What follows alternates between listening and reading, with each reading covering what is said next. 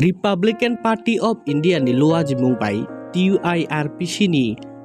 kaichi sanmung rogno tuyoi tini Agartala ni Tulsiboti rungnok ganao achuk chobao achuk laikha Republican Party of India te sanmung tisalaikha dakti khei o borokni o sanmung rogno supung rinani sanmung tisalaikha haste hapangni thani hasti hapang dakti khei borokni khorang khanani te supungnani chaitoknani kok sawoi khnarikha borok te oboni logi sawoi khnarikha borok dakti khei o borokni o sanmung rogno supung jaiga khei dakti no iba taratari no Assam Agartala dophalahar kasujangnai borokni sanmung supungjakya hengkei baksa sanmung rok supungjakha kisasik sal sikango dalbidal hangkor rogo hangkor pharongni thani dalbidal sanmung tubuoi borok deputation rilaimao kisasik sanmung borokni supungjakha piaba tefano supungjakya khu tebo dalbidal sanmung rok hinei sawoi khwnarikha tini Republican Party of India ni hasteni achuk phang Satyajit Das আজকে 1 November আজকে আমরা Republican Party of India working president Ananta Debbarma general secretary Jiten Debbarma adviser Ashfaq Y Patil সাহেব Amit Debbarma youth convener আমরা পুরো party team নিয়ে আজকে আমরা গণঅবস্থানে বসলাম এখানে তুলসীবতীর অপোজিট সাইডে উজ্জয়ন্ত প্যালেসের সামনে আজকে আমরা 10 দফা দাবির ভিত্তিতে গণঅবস্থানে বসেছি এর মধ্যে টিওআইআরপিসির যে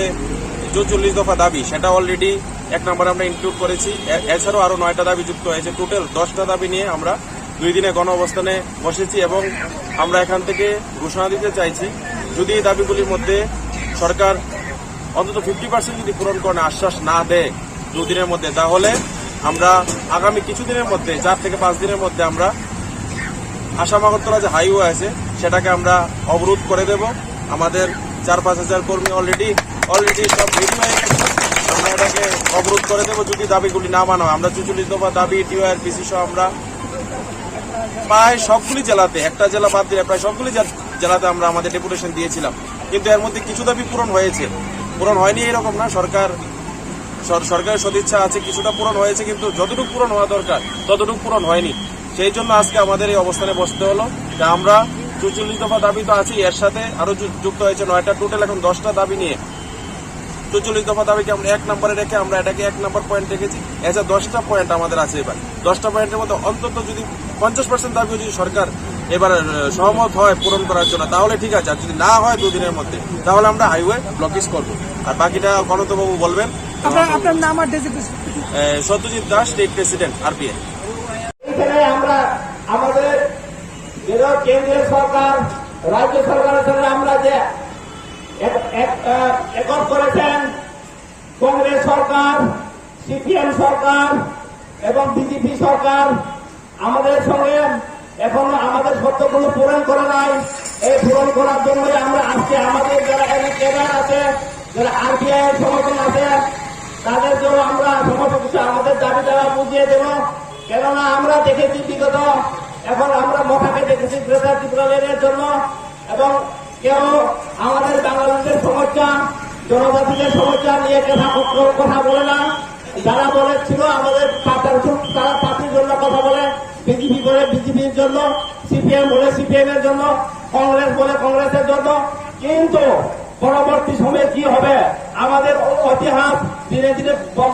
বদলাতে যাচ্ছে তার জন্যই যারা আমাদের এইখানে যারা ইঞ্জিনিয়ার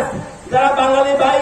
এবং ইঞ্জিনিয়ার উপজাতিরা জনজাতিরা আছেন তারা পূর্বে থেকে ছিল কিন্তু মাঝখানে কি চাকমা কি ত্রিপুরি কি বাঙালি এইখানে মুসলমানদের তারা পেয়ে এইখানে যারা এসেছেন যারা ঘোষ বৈঠা বলে যারা বিদেশি বলে তাদের জন্য সরকার কিছু না কিছু চিন্তা করতে হবে তার জন্যই আজকে আমরা এত সুন্দর আজকে আমরা এই জাতি এবং ঘোষ বৈঠা এবং সমস্ত বাঙালি ভাইদের উপজাতিদের রক্ষার জন্য আজকে আমরা একটা নতুন দাবি করতে যাচ্ছি এই দাবি গ্রেটার দাবি নয় এই দাবি গ্রেটার ইন্ডিয়া আমরা দরকার করে বাংলাদেশের কিছু অংশ নিব আসলে কিছু বাংলাদেশের অংশ নিব তবে আমরা বাঙালি ভাইদের জন্য একটা স্থান চিহ্নিত করতে হবে আর তার জন্য আমরা আজকে সুন্দর করে বুঝিয়ে দেব কেন গ্রেটার ইন্ডিয়া দরকার, কেন ডিজিটাল ইন্ডিয়া দরকার, কেন ডিফারেন্ট দরকার, আজকে আমরা সুন্দরভাবে বুঝিয়ে দেব। আমরা এখানে জনরাজি করে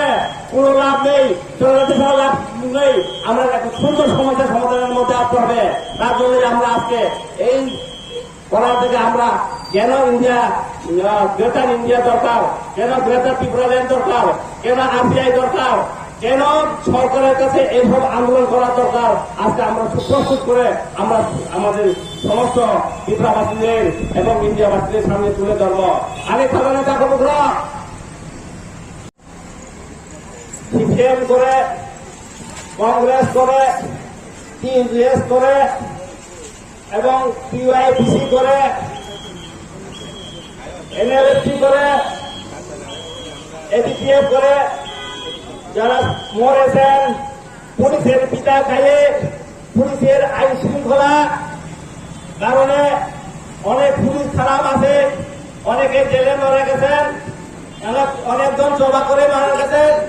অনেকজন আন্দোলন করে মারা গেছেন। তাদের আত্মার সদ্গতির জন্য আমরা 1 মিনিট নীরবতা পালন করে আমাদের এই আন্দোলন, আমাদের এই গণ অবস্থান আরম্ভ করতে যাচ্ছি। এবং আমাদের প্রেসিডেন্ট মিস্টার সত্যজিৎ দাস এখনো রাস্তায় আছেন, আর 10 মিনিট লাগবে। এরপরে আমরা যারা সিপিএম যারা করে গেছেন, ত্রিপুরার জনগণকে অনেক ছাপিয়ে পিটিয়ে আমাদের শৃঙ্খলাটা নষ্ট করে গেছেন। এরপরে যারা কংগ্রেস এত বছর করেছেন, ওরা আমাদেরকে আরো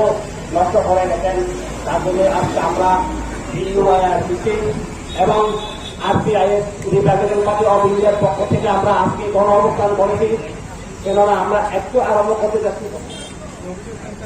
আমাদের প্রেসিডেন্ট এখনো রাস্তায় আছে, তার জন্য আমরা অপেক্ষা করছি।